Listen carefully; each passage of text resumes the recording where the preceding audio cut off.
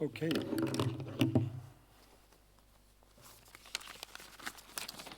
Dear colleagues, ladies and gentlemen,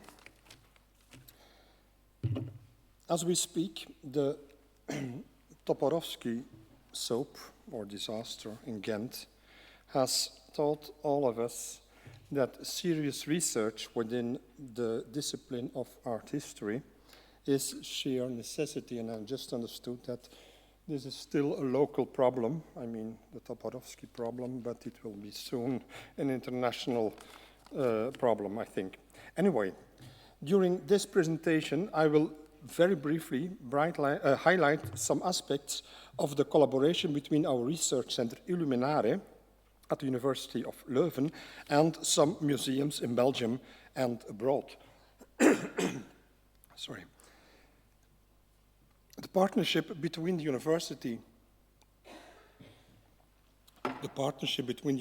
and these cultural institutions has led during the last 60 years from around 1958 on to several interesting projects. And I will give you some random examples. It's this one. It's a very early example of 1963. I was not involved in that one, to be honest. I was in kindergarten at that moment. But you see the 4 professors from the University of Leuven and 2 people from the museum, especially Professor Steppe was involved in this very important, very early exhibition, Ars Sacra Antiqua, with an unimportant catalogue, but very important list of objects. We had with our study center an exhibition in the Hermitage Museum in St. Petersburg and also in the Bardini Museum in Florence with a project dating or lasting from 1993, the end of 93, up until 1997 on Flemish book illumination from the Renaissance, let's say. And also in 1997, it was in Antwerp in the Royal Museum. From 2008 till 2013, we had this project, a scientific project, together with the Royal Library, and Joris van Grieken is here in the room, who was actually guiding this project. Hieronymus Kok, the Renaissance imprint, which was in the museum in Leuven, and also in in Paris, in the collection of Gerluite, help me. Fondation, yes, thank you. Fondation Custodia. So that's another example. And then a third example is this one. It's a project that lasted from 2009 to 2016 in search of Utopia, which was last year in Leuven. So the preparation took 7 years for this exhibition, with especially the enclosed gardens, the Besloten Hofjes, as one of the highlights of this exhibition, specially restored for the exhibition. In Leuven, the partnership between the museum and the university and also the city of Leuven even gave rise to a structural platform of the shape of Kunst Leuven, an organization that set up citywide projects every 2 or 3 years, each one centering on an exhibition displaying international loans. And this one, In Search of Utopia, as a global project, attracted 200,000 visitors. The motivation of these projects was always different. And I'm going into a little bit more detail on the Roger van der Weyden exhibition in 2009 in Leuven. It was meant as the opening exhibition for this museum, with all problems you can imagine. Of course, there was no museum. We had just this kind of information to give to our lenders. It was a kind of, yes, a plan and so on, ideas, but there was nothing, and the museum was only finished in 2009. So you can imagine that this caused a lot of problems. So the motivation for this project, and this is one motivation, the opening of a new museum, was different every time. And since my first own exhibition in 1985 in the Royal Library of Belgium, the broader realm of exhibitions has changed beyond recognition. But each time, this collaboration presented a win-win situation for both university and museum. On the one hand, museums were offered a precious gift. It is important to say this, a gift, because we never ever charged €1 for our research. A precious gift, namely the research results of the project that sometimes took 7 years, as in the case of van der Weyden, 7 years to complete, through doctoral and PhD work, master theses, and bachelor papers as a scientific output. And here we see an example of Bart Franse, who made his PhD under my supervision, you can say. In fact, he did it on his own, of course. He's very bright. Roger van der Weyden and Stone Sculpture in Brussels, which is published some years ago, and which is partly, at least, a result of the exhibition on van der Weyden.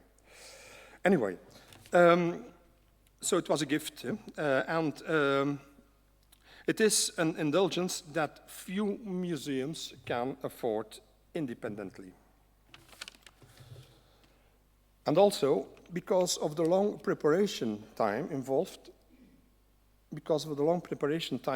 in making these exhibitions, we've managed to have several important works of art restored.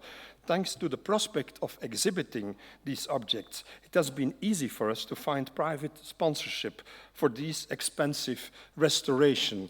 And this is an example of the entombment of Soigny, which is restored for years and years in the Kik Irpa in Brussels. On the other hand, the university was able to convince many sponsors, private sponsors, to finance researchers acting on the same promises to make research results available for a wider public through the exhibitions and the catalogues. Through these fruitful collaborations since 2003, we have managed to spend a total amount of more than €2.5 million on art historical research. This considerate amount, and I think this is an important detail, does not take into account the overall budget of the exhibitions.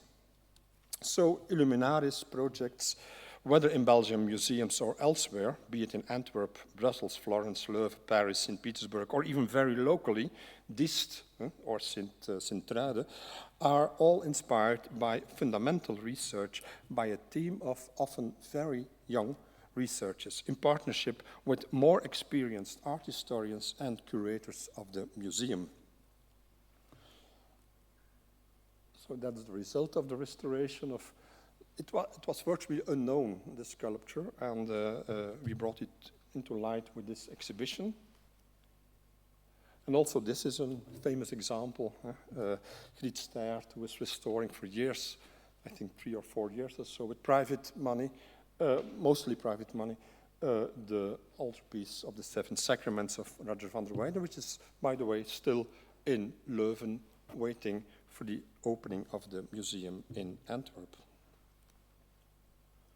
And this one is another reason for having this exhibition. It's a catalogue of illuminated manuscripts of the Museum Plantin Moretus in Antwerp, done by my colleagues, Lieve Watteo and Catherine Reynolds of London. And they worked also a long time, you can see 3-4 years on it, to prepare not the exhibition but the catalogue. And as a result, we have this exhibition on the illuminated manuscripts in the collection of the Museum Plantin Moretus, virtually most of them completely unknown up until that moment. But there is more to the story. For Belgium and for Europe as a whole, it makes sense to equally regard fine art as indispensable natural resources. This precious material, which is not inexhaustible, should not merely be consumed receptively with a view to entice large numbers of tourists. Museums should not pursue a superficial approach, treating exhibitions as pure consumer items.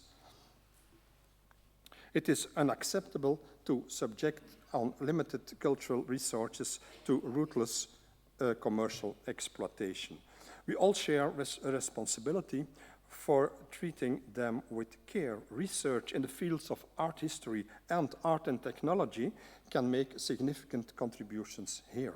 Close collaboration between the internal expertise of a museum and the external input of universities, which is usually completely free of charges, I repeat this, usually produces exciting results. Quod erat demonstrandum. Thank you.